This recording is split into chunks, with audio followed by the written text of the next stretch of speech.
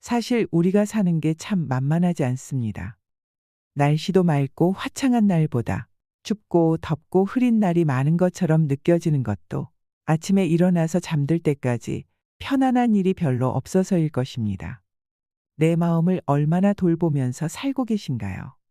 살다 보면 매 순간이 갈등과 스트레스 뿐인 것처럼 느껴질 때도 있습니다. 어렸을 적에는 어른이 되면 얼마나 자유로울까? 내가 가고 싶은 대로 가고 내가 하고 싶은 대로 하니까 얼마나 좋을까 했었습니다. 그런데 어른이 되어 보니까 그게 아닙니다. 많은 분들이 어른이 되고서 왜 이렇게 사는 게 힘드냐?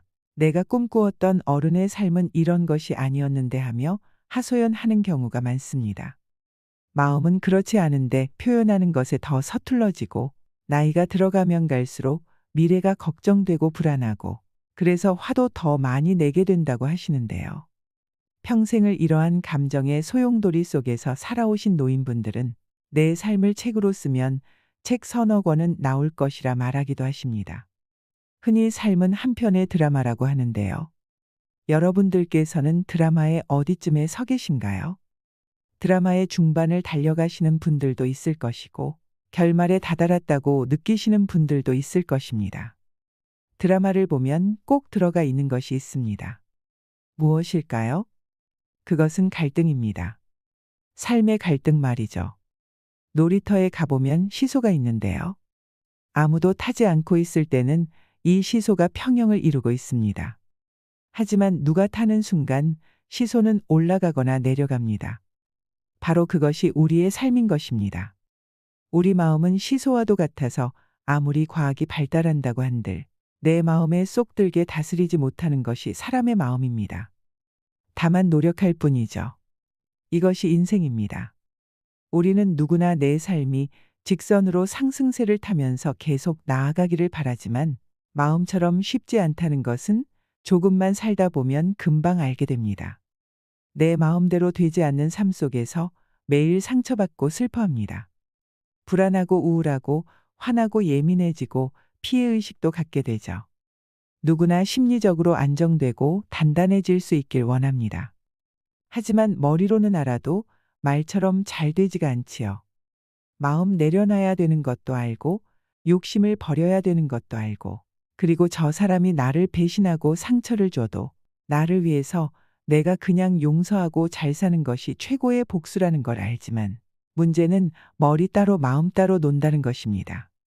김수환 추기경님이 이런 말을 남기셨습니다. 이 세상에서 가장 멀고도 힘든 여행이 무엇이냐? 그것은 바로 머리에서 마음으로 가는 여행이다라고 말이죠.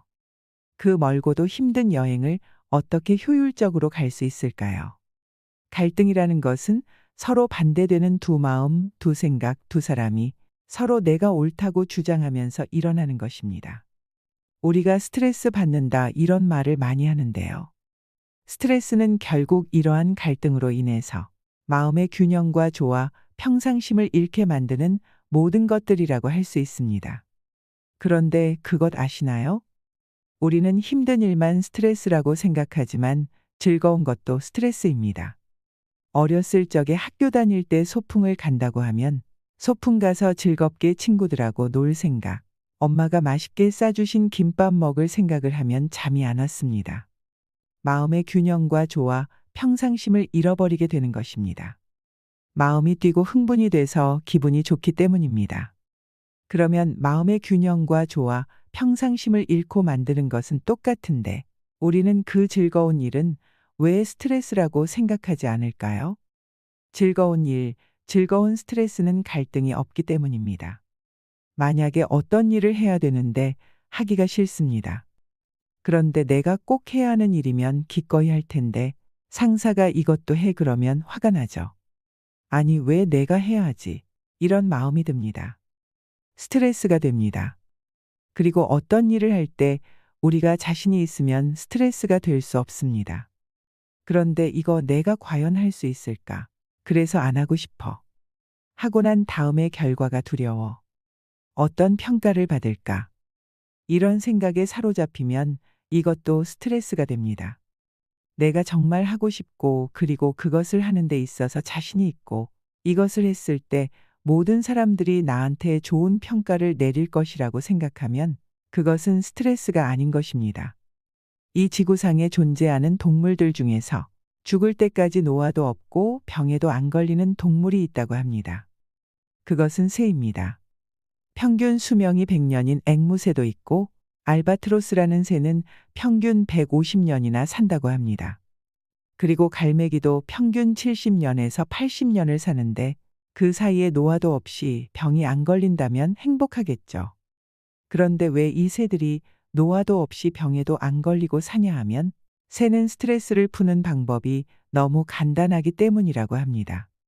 그냥 힘들면 날아가는 것이 스트레스 푸는 법이랍니다. 동물의 세계를 보면 과연 인간이 동물보다 더 현명하다고 말할 수 있을까 하는 생각이 들 때가 있습니다.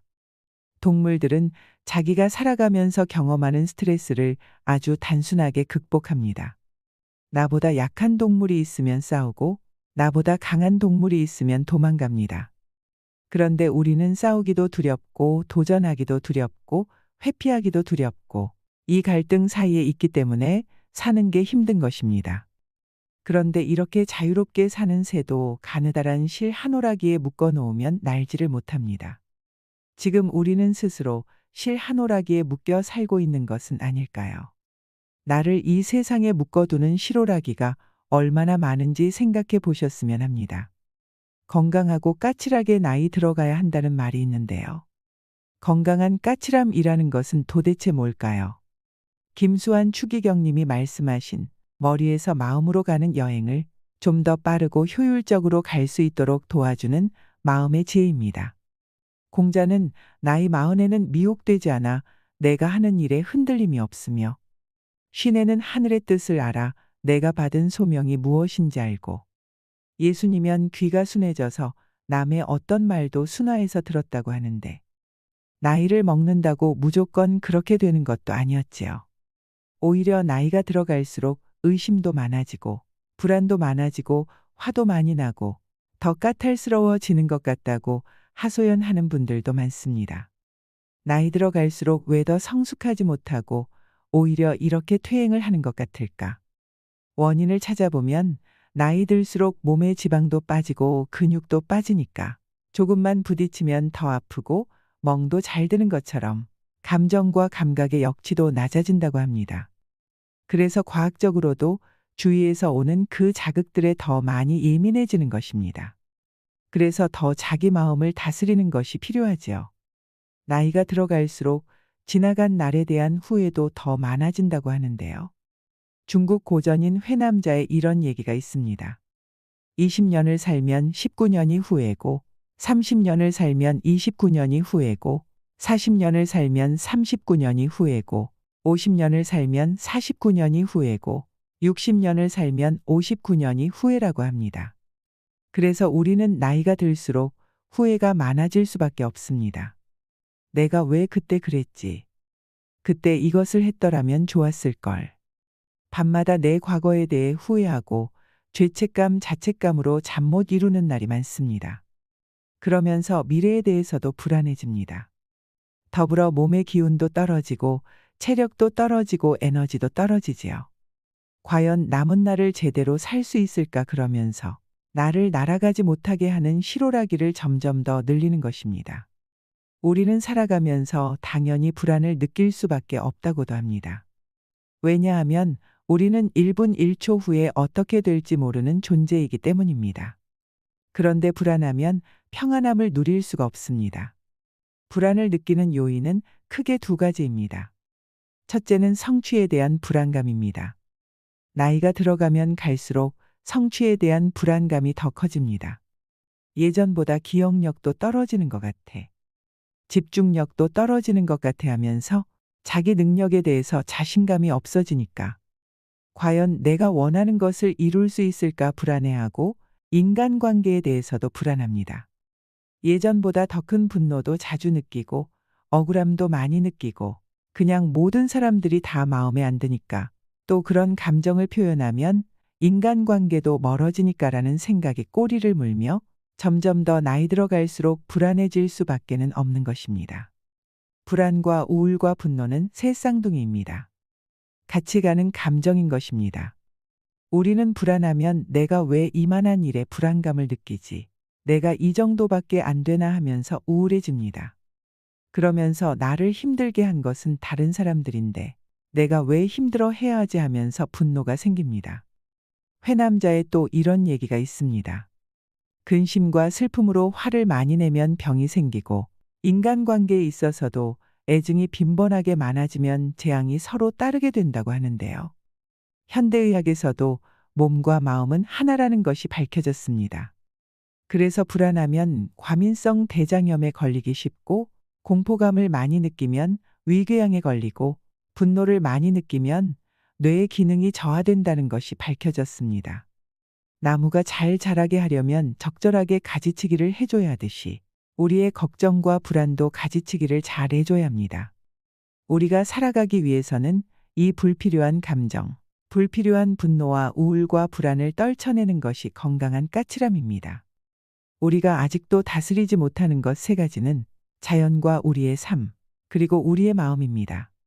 이 세 가지 중에서도 우리가 바꿔볼 수 있는 것은 우리의 마음이지요. 감정은 우리의 감각과 생각과 행동과 기억을 지배합니다.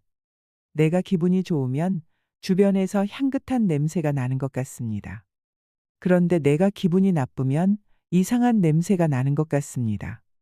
실제로 우울증에 걸리면 어떤 분들은 자기 몸에서 썩는 냄새가 나는 것 같다고 해서 사람을 만나는 것을 피하시는 분들도 있습니다. 생각은 말할 것도 없습니다.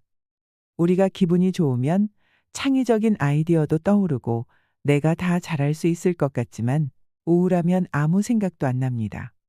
그래서 주부가 우울증에 걸리면 오늘 저녁에 무엇을 먹을지도 결정 못 하시는 분들도 많습니다. 행동도 마찬가지입니다. 기분이 좋으면 나도 꾸미고 싶고 친구도 만나고 싶고 내 방도 정리하고 싶지만 우울하면 아무것도 하고 싶지 않습니다. 기억도 마찬가지입니다. 내가 기분이 좋으면 내 삶에서 좋았던 기억이 생각이 나지만 내가 기분이 나쁘고 화가 나면 남들이 나를 힘들게 했었던 피해를 받았던 기억들만 생각납니다. 감정에 작용하는 가장 중요한 핵심이 뭔지 아시나요? 바로 나르시시즘입니다. 그런데 우리가 그동안은 나르시시즘을 공주병, 왕자병 정도라 생각했는데 그것은 나르시시즘이 병든 상태이지 나르시시즘 자체가 아닙니다. 나르시시즘은 내가 참 소중한 존재요.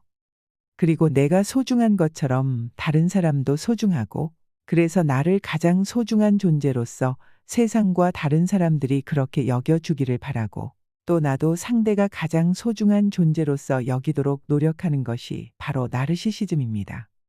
그래서 우리가 가장 먼저 해야 할 것은 나를 사랑하는 것입니다.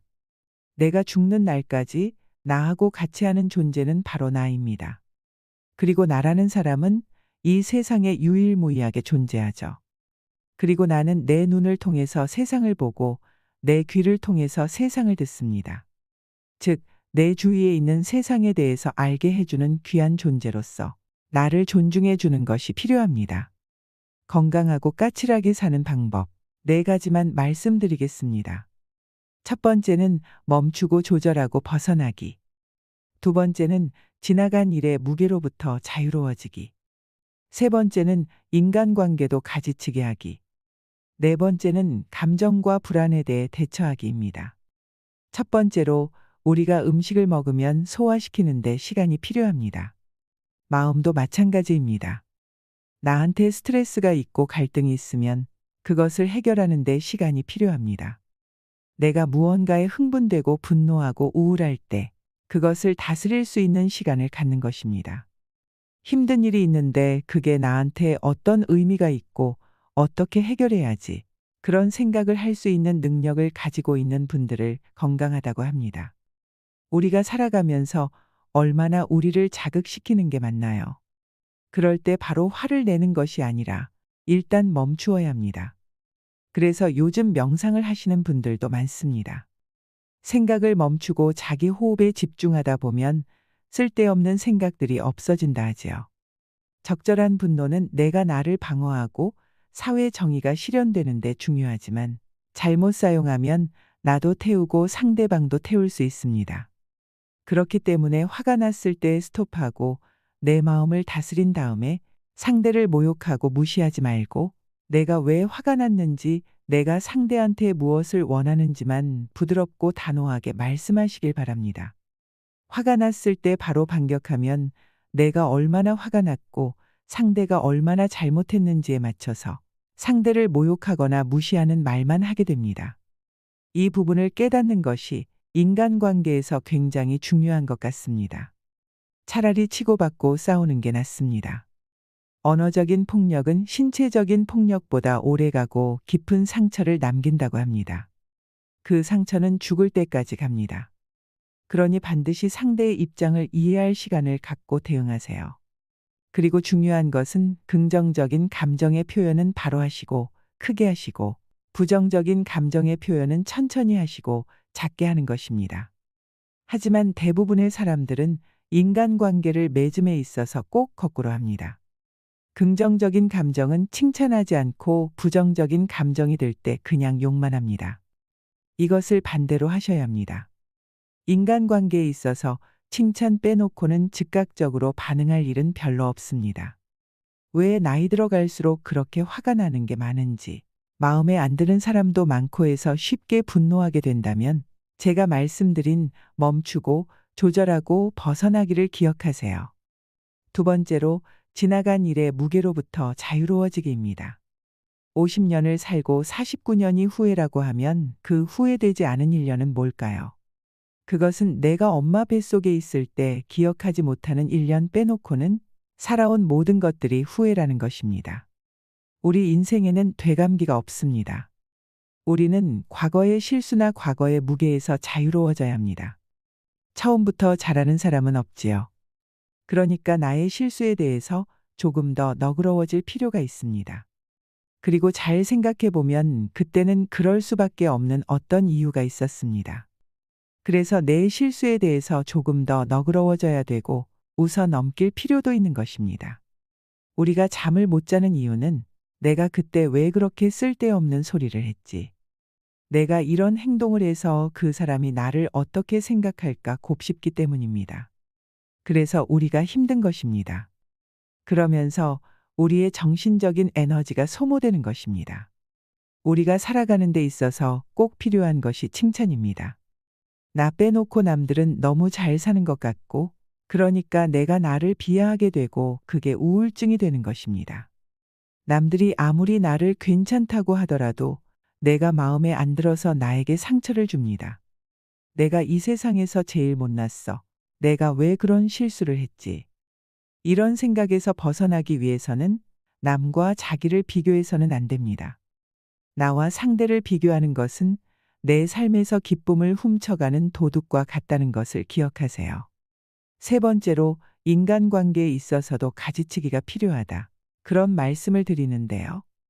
호소하는 문제를 들어보면 대부분은 인간관계에서 오는 상처와 갈등입니다. 저는 인간관계는 50점 만점의 법칙을 따라야 된다고 말씀을 드립니다. 그런데 우리는 어렸을 때부터 100점 컴플렉스에 걸려서 이 인간관계도 100점을 해야 된다고 생각합니다.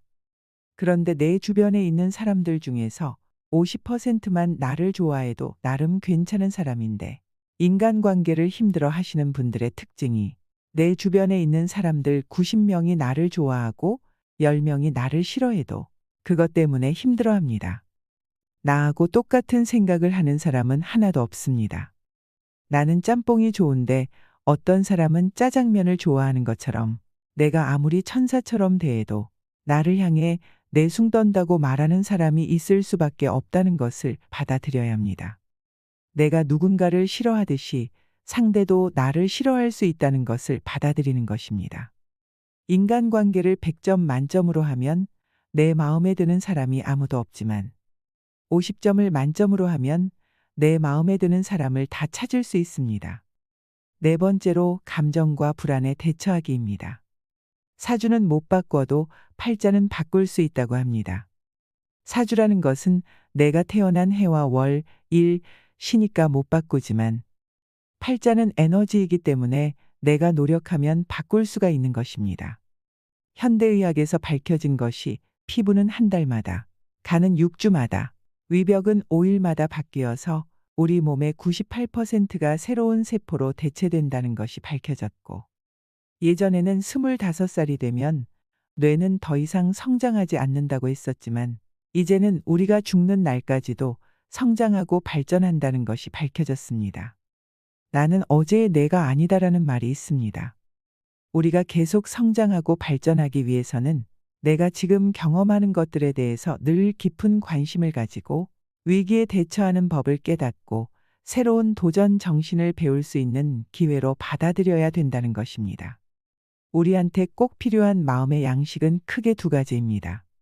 하나는 내가 존재하는 의미를 찾는 것이고, 또 하나는 내가 노력하면 성장할 수 있다는 희망입니다. 나는 이 세상에서 유일무이한 존재라는 것을 기억하고 나의 능력을 믿으세요. 내가 해봤자 뭘 하겠어, 그런 부정적인 단어를 사용하면 아드레날린이 증가해서 더 스트레스가 많아진다고 합니다. 그러니 긍정적인 생각과 말을 많이 하시길 바랍니다. 우리는 돈에 대해서는 신경도 많이 쓰고 시간도 어떻게 하면 낭비하지 않을까 생각하면서도 마음 에너지에 대해서는 별로 생각을 안 하고 사는 것 같습니다. 하루에 삼시세끼를 챙겨 먹듯이 마음도 삼시세끼를 챙겨주세요. 하루는 어떤 분께 이렇게 말씀드렸더니 화를 내시면서 내가 얼마나 바쁜데 내가 내 마음에 투자할 시간이 어디 있느냐는 거예요.